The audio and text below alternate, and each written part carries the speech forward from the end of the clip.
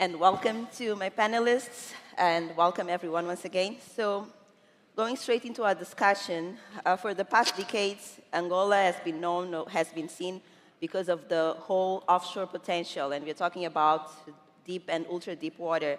But today we see this new chapter that is unfolding, and the onshore and the shallow water opportunities are now drawing a different kind of attention. We are seeing the international operators, the local companies, the local service providers, the financiers. I mean, everyone is essentially with the fresh eyes on this. So the question is why, and one of the reasons that have been going around is because of the advantages, the lower logistical, CapEx, OpEx burdens, and of course, one of the important things is the faster time to market, the great opportunities for local content and national participation. So in this conversation, we really want to unpack this. But before, and I think I'm going to turn to Ian for that, is why onshore and shallow water had been put aside in the past, and it's only drawing that attention now. Ian, if you can start. Oh, thank you very much, and thank you very much for the invitation to join the panel. I think if you step back with Angola and you look at really the progression of the onshore to the shallow water to the deep water, you've never actually fulfilled the true potential because things have distracted. So onshore, we had the conflict, and that prematurely sort of stopped activities. And then the shallow water, I mean, there's huge potential. Machevo and ourselves and Senegal and Block Zero. But then the deep water came along in the 90s and people got distracted again. Why play around with smaller fields on the shelf when you can go to the deep water and drill billion-barrel discoveries? So what it's left is a lot of assets that you can actually continue to invest in and grow. So onshore, Afentra is operator of Confor. We're partners with local companies on 15 and 19. And then 305 is really the big asset. It's a giant asset that was built by Total and then handed over to Senegal in the early 2000s. We came in 22. And the production since then with the contractor groups growing from 17 to up to 26. Now it's about 23, 24. But the opportunities there to double that and maybe even more than that. And that's pretty significant when you look at an asset that's been producing since the 80s. So that really it's a story of opportunities moving into other ones, not fulfilling their true potential, and then companies who are maybe more innovative, looking at these and how do they actually invest and grow them. Moving to Edson now, still on the same framework and perspective. I think now we want to hear from experience and what operation models are you deploying to bring down, break even, and how comfortable are you in terms of cost competition in this space? We love the onshore and shallow water. We really do. It was clearly neglected for a period of time in Angola, but the geological potential is there. The earnings per barrel potential is also there. So today, energias operates 7 assets between, onshore plus is present in 3 shallow water assets. Those kind of assets need a lot of love. You need to care. You need to treat them well, but you can make significant profits with them. Energias has been really focused, first of all, in having a good defense. Good defense means controlling your costs. So we inherited these assets with an OpEx per barrel over $100, and with a lot of focus, renegotiating contracts, changing the way we do work. Can I repair versus buy new? Can I still reuse this equipment? How do I do maintenance, just-in-time maintenance?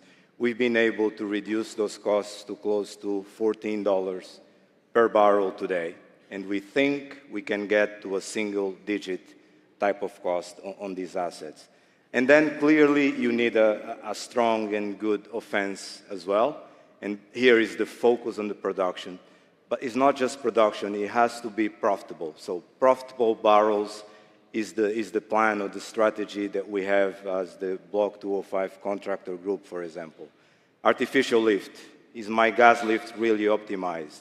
Can I do a workover? Can I add perforations? Before you go into the serious and significant spending.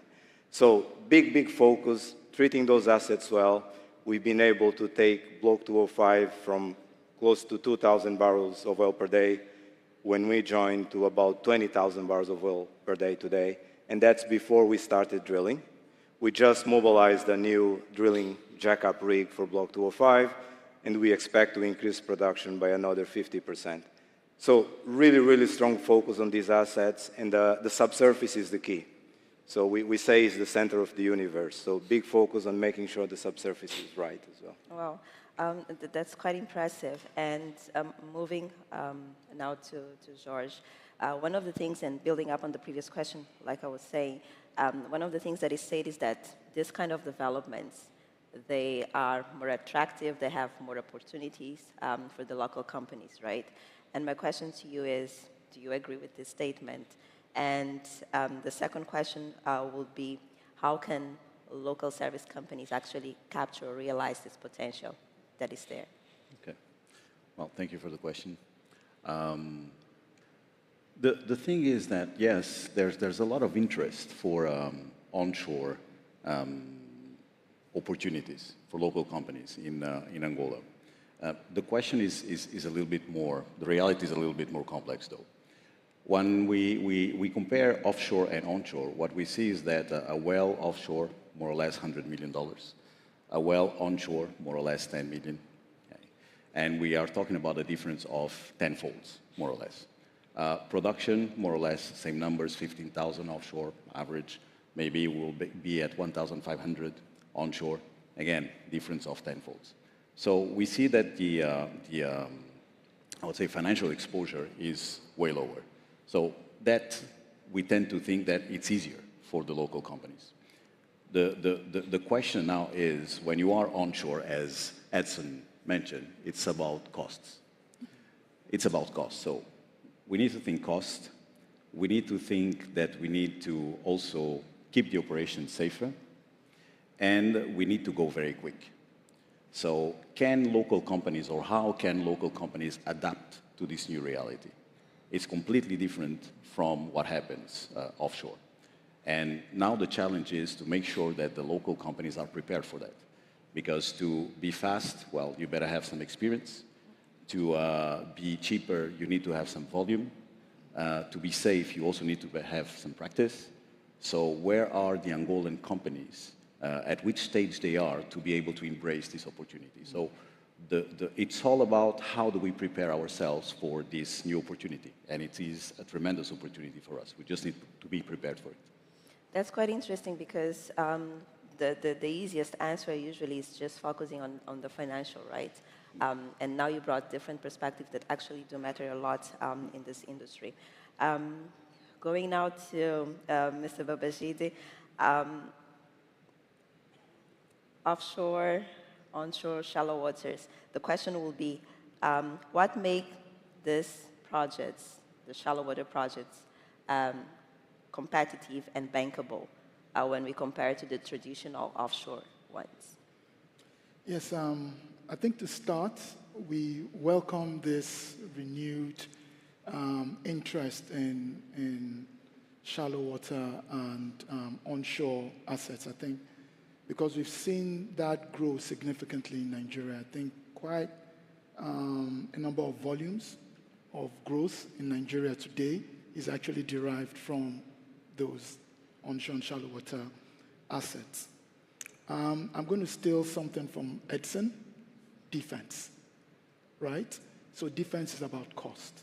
Now, one of the benefits of onshore is that it costs less to bring to market, okay, than your multi-billion-dollar offshore projects. So you have lower capex, lower opex as compared, which then allows for a shorter repayment period and a higher level of bankability. But it doesn't stop there. There's also offense, right? And the offense is, in addition to you bringing your cost down, your break-even point, which also then impacts your profitability, right, are things that go hand in hand. So if you have a good mix of those two things, you're already on the path to having a strong, bankable facility. Second is you tend to find that with onshore assets, there's always some existing infrastructure that you can tap into, right? You have some pipelines that you can then, tap into to export terminals, etc. Offshore, you create your own. So you find that ability to leverage existing infrastructure also significantly helps with your cost and improves your bankability. Scalability is the third thing, and I think you spoke to that just now as well. It's about, with onshore assets, you don't have to principally go big on your first round. You can actually start small and scale up. So a modular approach, right, and financing that modular growth also helps. You finance the first stage, you reach a certain level of production, you finance the second stage, another level of production, it de-risks the project from a bankable perspective. So those are some of the things that we've deployed and explored in Nigeria, and we're hoping to do the same in Angola as well. Okay. Moving on, I'm just trying to make the most of the time that we have. Moving on to onshore Kwanza, we see a lot of attention, a lot of traction there with the geophysical campaigns and the legacy field reactivation. And Ian, how are you evaluating the risk-reward of investing in legacy and marginal structures, and what technologies are critical to de-risking this place? Thanks for the question. Onshore Kwanza, Afentra went into in the last licensing round, which was announced by AMPG in 23. And we were intrigued. We'd worked in a number of other basins in East Africa and West Africa where we'd unlocked them. They were considered really that there wasn't much opportunity. And then we, in Uganda, discovered over 1 billion barrels there, and then Kenya, 700 million there.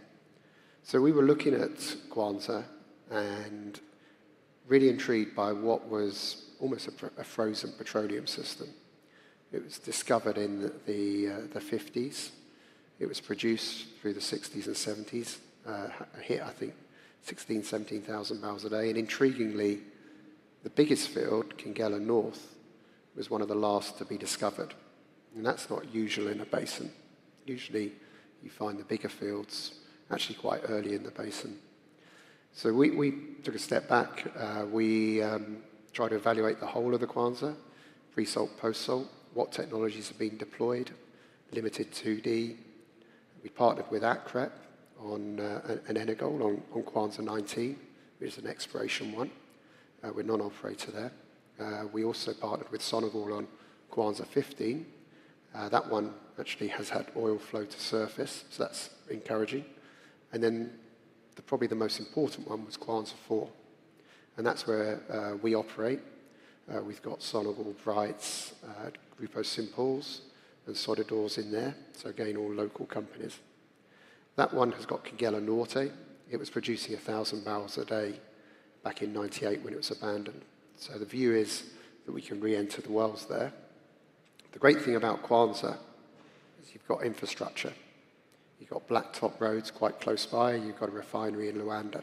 So if you bring on production quite cheaply and you have to be cost effective, you can truck it straight to the market. So you're immediately getting cash flow, which then enables you to look at what else to invest in new wells. And the other bit we've deployed is something called FTG or EFTG.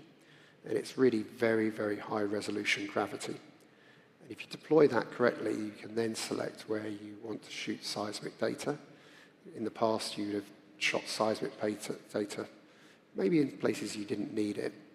The FTG enables you to shoot the seismic exactly where you need it.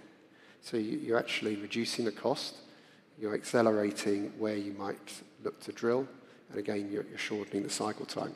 So I think we're the only company that has an image, an FTG image over the whole of the Kwanza, enabling us to pick and choose which blocks we think are prospective.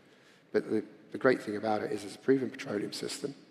The question is there more fields there to be discovered? We think there is, and then we've got the development and production of Kingela North to move forward on as well. Okay. Edson, we saw the news that Edson Energias assigned RRC the reconnaissance study concession for Block CON4 in the onshore Congo Basin. We are excited, right? And very. We love timelines. We love to understand, timelines and expectations for that. So can you please share a bit in terms of timelines and what can we expect from that? Very, very excited. No, we love the lower Congo Basin. So different from Afentra and Sonangol that on the onshore side are focusing on the Kwanza Basin. We love the lower Congo Basin up north. So Energias has concentrated its focus on the northern part of the country, and CON4 is the latest asset that comes to our portfolio. The advantage for us there is the fact that we already have the infrastructure there to produce the assets and export. So today, we produce close to 5,000 barrels of oil per day from FST, which is an asset on the same basin and next door to CON4. So in terms of a timeline, you cannot forget science when you do these things. So we always go back to basics, and we started very similar to what Ian was describing. We did the magnetographmetric data acquisition. For those that are not on the technical side, it's almost like seismic, but it's a poor man's seismic type of thing. But tremendous impact. It allowed us to reduce our seismic program to about 50% of what we thought we needed to do. So that's the value of data, the value of really focusing on the science as well. So we are today doing 3D seismic on FST, ongoing as we speak. We'll be drilling an exploration well next year on FST. But the key or the advantage of having multiple assets close to each other is that you can do almost a rollover of the activities. So we expect next year to move on and do seismic on that asset, and then 2 years, about 2 to 3 years from now, we should be in a position to drill our first exploration well, with the objective of making that exploration well a producer as well. So we drill it in a manner that would allow you to produce that very same well. So a lot of activity is expected, but it doesn't come without challenges. Doing seismic onshore, it's painful. If someone tells you otherwise, they are not being fully honest. You have to demine and debush, and you do it, and 2 days later, there is houses there. So you need to go back and talk to the population again, remove people, and then you try to do it again. I mean, there are some challenges, but we believe local companies, Angolan companies, are well suited to tackle those type of challenges. And just to build up on that same question, are you relying, in terms of partnership to, specific partners to achieve that? Are you relying on specific financing structures to support you in terms of delivery of this campaign, or not really? Absolutely. Energias is all about partnerships. And the first one that is again critical for the onshore. I hate to go there, but is government support. This demining, debushing, land issues, you do need government support. The type of contracts, the PSAs that we use offshore are not ideal for the kind of assets that we're talking about on the onshore side. So the first one is around the government and making sure that you have the right support on that side. We are local content, so we try to prioritize local content as well to make sure that in all these activities we bring the community along and we allow them to also grow as we do our activities. But exploration costs money, investments, so the financial world also needs to support us. And here, the benefits of having your books in order, the right compliance, ESG as you do these activities, always makes a difference in making sure that you can attract the right financing to make so that you can honor the timelines that Jocelyne was asking me about.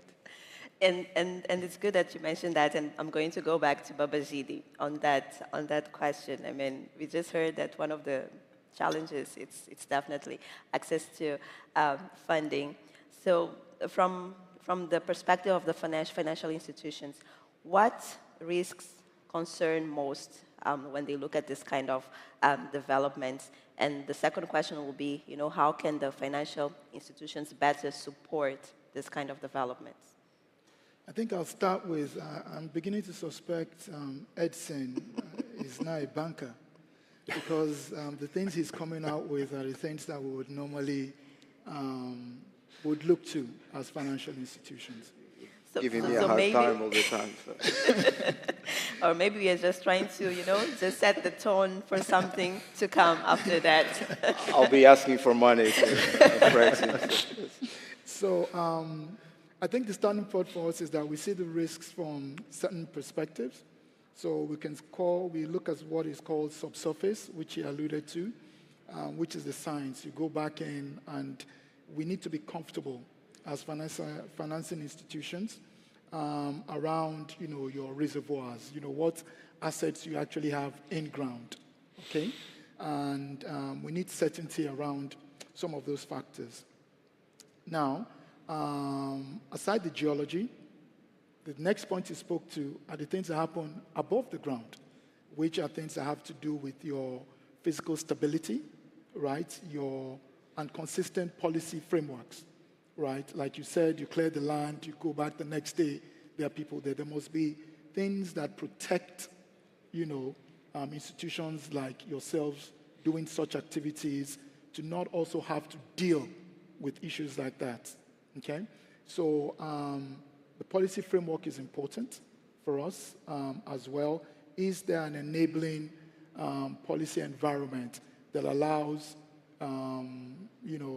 onshore and offshore and shallow water activities to thrive, right? In the same way offshore activities are thriving. That's on the one side. So that is, can you actually get the crude out of the ground question? The second part is, how can you sell it? So from a financing perspective, we look at all this in one continuous flow. So if you're able to do what is required to get the molecules out of the ground, how do you sell it? Who do you sell it to? Are there parties that are ready to take the crude from you? Are there contracts that support those molecules getting to market and converting them into cash, which is eventually what we're interested in, because we've given you cash up front. All we need is the cash back end. So I think just to put it in a nutshell, those are the critical factors for us. What do we do to support in this regard? So one, we do have project preparatory financing, particularly if you are in nascent stages of development, to allow you to do all your feasibilities, put together all your reports, etc. That makes your financing or your project more bankable. We do also then work with you to ensure that we can attract the right level of capital and the right capital mix in the right capital structure that allows you to maybe, I'd say, make the best of your capital raise. So that could be bringing in additional investors, if that is what is required, with technical know-how, if that is what is required, and bringing in mezzanine debt, that is what is required, and obviously supporting the senior debt. And we also work with you, right, to attract the right level of maybe traders to bring into the mix as well. So we can do that also using guarantees, because we know the cost of financing sometimes can be quite high. So when you go and you require rigs and all these other equipment to help with your drilling, etc., do you need to pay cash up front, or can you have an arrangement where you can support with the guarantee that obviously then brings down your cost, overall cost of production, etc. So we work in many different ways and through many different structures. Do you go commercial, or do you bring in fellow DFIs that can, bring in cheaper liquidity?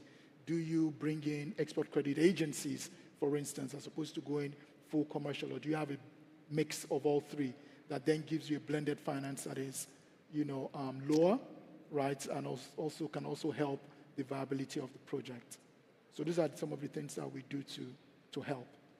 I see Edson nodding, so... Can I just add yes, one? Ian. Yes. There's one part of what you just were saying about it, which is, I think we really need to call out, is actually the role of AMPG as well from a fiscal perspective. Because all of the projects that we've been talking about, Edson, I mean, AMPG with the, when the regulator was set up, the extensions on licenses that give us stability out to invest in, the fiscal incentives that they're listening to the industry, which encourages us to invest again, the gas terms. If it wasn't for the AMPG as a regulator, I mean, the surge of investment, the whole interest level is due to a lot of what AMPG and the government's put in place over the last sort of 18, 19. It's a really important part of what makes Angola so attractive. Okay.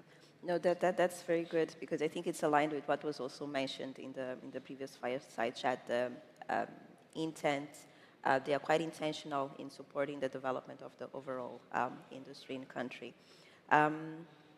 Local service companies, they are known for being the backbone of all the exploration and production success. So, Jorge, the question will be, what policies or partnerships would actually help the local companies to support their competitiveness when we look at this environment? Well, policies is part of the equation, definitely. And what Ian mentioned, it's quite important. We need to make sure that there is a market. NPG is doing what is required to make sure that, well, the different operators come in and get interest in these blocks and hopefully start producing as soon as possible. Once they are producing, that gives us access to a market for the service companies as well.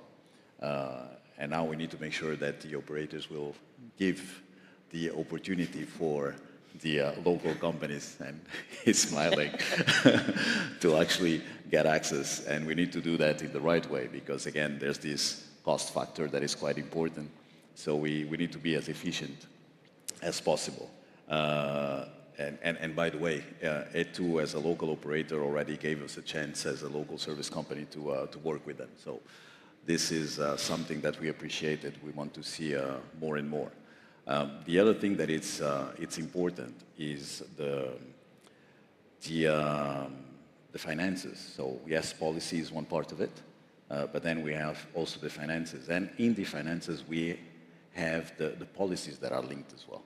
As local companies there, we need to buy a lot of equipment, as it was mentioned before. And to buy that equipment, we need hard currency. We need dollars, right? So having access to that is quite important, because once you have the market, you have the right policies, and you have the right financial access as well, you can scale. And that's where we need to be. We need to be able to scale. And that's another support that we need as well, because to scale, we need to have some kind of incubator where we have different stakeholders government on one side, operators on the other side, service companies on the other side, to create some kind of incubator when we can help these local companies scale as much as possible and give the right structure and services to our future clients. Okay. And still building on the local participation, local content, I think I'm going to just quickly turn to Ian for one question to understand, based on the experience that Afentra has had in working with local partners, how can we actually maximize the local content participation in these developments as well? Yeah, so I mean, if you look at the ones that we're operating, Con4 and 324, two different types of opportunity, onshore versus offshore. Onshore can be a lower cost to the shallow water. Onshore, I mean, we've all got local partners in there. It'll be much more focused on re-entries and how can we get those on as quickly as possible, as cheaply as possible to go into the market, trucking to the local refinery. So all of that component of the value chain can actually be local companies participating. The shallow water one is a really, what we think 324 is really unique because it's suspended wells in 30 meters of water depth. And so we've already looked at yards in Angola to construct potentially small platforms. Been down to Lobito, looking at yards there for availability. So that opportunity could be 2 to 3 years, we'd aim at 2, to get these suspended wells straight back into production. Tie them into 305, so 3 or 5 kilometers away, very shallow water. You build the platform in a local yard, you're generating local employment, local value, and then taking it out, leveraging the existing infrastructure to drive sort of value from that asset. So 2 different opportunity sets. Okay. Looking ahead now, and since Ian started to introduce that to the question, like looking ahead 3 to 5 years, Edson, do you see any possibility of farm outs, partnerships to accelerate, monetize and accelerate the time to market? That's the first question. And my second question will be, how are you going to balance the capital allocation between your shallow water developments and the offshore developments? Now, two really, really good questions. To the first one, clearly we see a lot more M&A type of activity in Angola, being it deep water, ultra deep water, and even onshore. A lot of the business model that we've seen, and Energias is in some ways an example of that, is you start small, in our case as a consulting business, in a lot of cases as a service company, and then you evolve. You want a little bit more of the cake, and you become an E&P company, and then you continue to grow. So I do expect to see the same in Angola. In our case, especially after we rebranded, we wanted to be a fully integrated company. So E&P was important, but we also wanted to go all the way to the customer. So downstream renewables is also part of our portfolio. But I'll give you a specific example. Con4 that we just got awarded, we have 63% of the asset. Way too high, right? So again, we love partners, so there are some in the room already, but we'd love to share the risk and the benefit. So I see a lot more M&A on the onshore, on the shallow water side, as well as the divestments that we've seen already on the deep water and ultra deep water. Capital allocation, it's always a challenge, and we as a board spend a lot of time debating where, in which business segment, and the when. The when is also quite important. But it's all to do with the earnings. What's the earning per barrel? What's the profit to investment ratio specific to that investment? So again, we are a small company, tend to be agile in our decision-making process, but we value data to enable good decisions.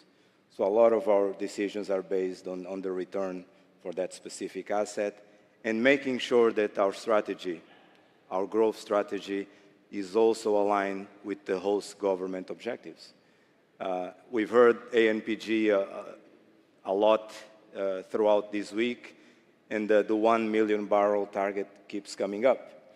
So how quickly can I get barrels out of the ground is clearly a focus for us, and we'll continue to do that. Thank you, Edson. And Ian, I'm going to ask you the same questions. Do you see any farm outs in the future? And also, how are you going to balance your capital between the different type of developments? Yeah, we've got slightly lower equities than Edson. Ours are sort of 45% onshore to 35%. So that was on purpose because we're actually a smaller company than Etu, and we have to balance all the investment coming in. Will I say never on a farm out perspective? No. If the right opportunity set comes along and somebody offers us more than we are holding value, that. But I think the first thing for us is truly understand what is the opportunity and the scale, and that's what we're looking at the moment. What's the production growth that we can see from our assets? How quickly can we get them on stream? What's the capital that's required to do that? And then you then look at how do you balance your choices, and then you make decisions on your equity wise. But the reason we've looked at the ones we've got, COM4 operating and 324, is because we think we can bring them very rapidly into production quite cost effectively. And then if you've got 305, you can balance the cost from there, or the capex and the production from there against these to bring them in. All right. Jorge, looking at the same 3 to 5 years, and you did mention a lot of the challenges and a lot of the things that are required. And if you could, let's say, shorten down and have like 3 to 4 points for the local service companies, for them to invest in this next 3 to 5 years so that they are ready to harness or to make the most of the opportunities that are arising, what will these points be? I will not talk about points directly, but I will share a vision. What I see is that Nigeria today, when we look at it, it might not be a wise example, but I'll take it anyway. If we look at Nigeria, we see that more or less 50% of the production are coming from shallow water and from onshore. If we project the same image to Angola, imagine the amount of market and production that is. So my question is what is required for us in Angola to get to that level, to have 50% that is being produced shallow water and onshore? If that is an image that we can reach for the service companies, for the local companies, what we need to look at is how did Nigeria arrive to this level? What were the things that they needed to do as operators? What were the things that they needed to do as local service companies? So there's a lot to learn there. We don't need to reinvent the wheel.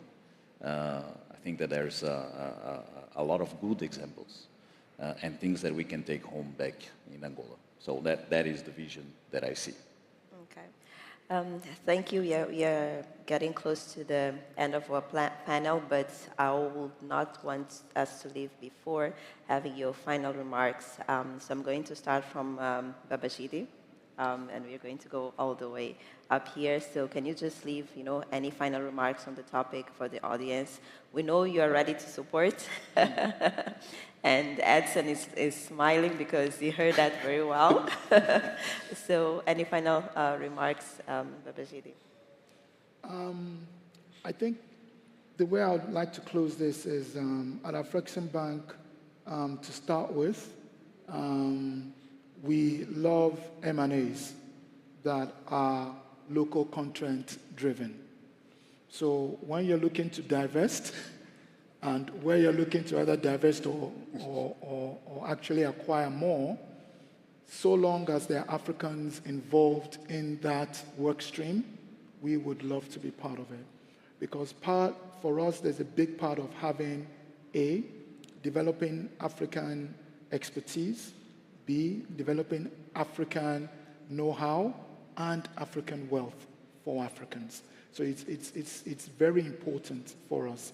And for Jorge, I'll say the same. In your drive to increase your equipment stock, right? We would love to support you in that. We'd go one step further. You made a remark now around learning from the experiences of Nigeria. Why do we have to reinvent the wheel? You know, if someone has done something so well, or well enough for it to work, then let's learn from that point and start from where they are now, as opposed to trying to build ours from the ground, okay? And we offer this twinning and capacity building pair-ups as well as Afreximbank. So that is support that I believe something that we can engage the local content providers in Angola and the local content providers in Nigeria. We can bring them together. And lastly, I say the one thing that we recognize is that capital alone is not the only driving force that would help, right? We need to start thinking de-risking. How do we de-risk these opportunities to make them more viable? You know, beyond your traditional debt, which debt, interest, you know, done. But how do we actually go around, think around the box to ensure that we can make projects more viable? One, we've said it before, I've said it before here, it's around guarantees, sovereign guarantees, guarantees that cover payment risk, that give international investors comfort to be able to support projects like this. We even have products that guarantee investments, so equity guarantees as well. So we need to use the guarantee product very smartly, right, to be able to bring down overall cost of financing. And we, like I said earlier as well, we do a lot of blended finance, work with other DFIs, ECAs, even certain types of insurance providers to ensure that we can bring the overall cost, right, of that project to the barest minimum. Thank you. Ian, last remarks. Last remarks. Well, I think when we set up Afentra, we had experience of Africa, and we started off and we ended up in Angola, and we expected to really be expanding more than Angola, but actually what's happened is the opportunity set in Angola just continues to expand and expand. So we're really, although we're listed in London, we're basically an Angola business that is now based up in London. Angola offers a huge amount of opportunity, so we continue to look at how do we maximize the value for Angola, the government, the stakeholders, as well as our shareholders. Thank you. Edson, final remarks? To keep Angola's production above 1 million barrels per day, you will need the onshore to come through. You'll continue to need mature assets and shallow water assets to contribute to that. If you think of those, remember energias. Right? We are your friend, and we have a clear target. We want to produce 80,000 barrels per day within the next 5 years, and we love partnerships. Very clear, and a very clear call to action. Jorge, final remarks? Yes, so the onshore and the shallow water is a tremendous opportunity for local companies, and it's a tremendous opportunity to build local champions. That will only happen if we start an earlier dialogue with the operators in onshore and shallow water. So I will say that what we want to see, at least as a local service companies, is to be more included in these conversations. There are a lot of companies that are coming, buying onshore blocks, starting operations, but we didn't really have the opportunity to create a platform where we can actually showcase what is available today for you.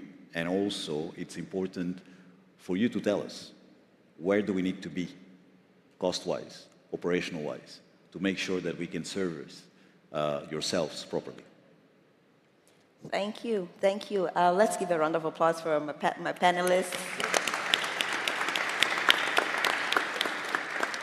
I think from the discussion we had and also building up on the previous fireside chat, one thing is for sure, is that Angola is ready to contribute to the global energy landscape, to the Africa's landscape and to the global energy landscape. And it's quite open as well to partnerships, not only within Angola, but also, looking at the continent as a whole and to the global energy framework. So once again, thank you so much for your insights in this panel, and we are looking forward to see what is going to happen in the next couple of years in Angola.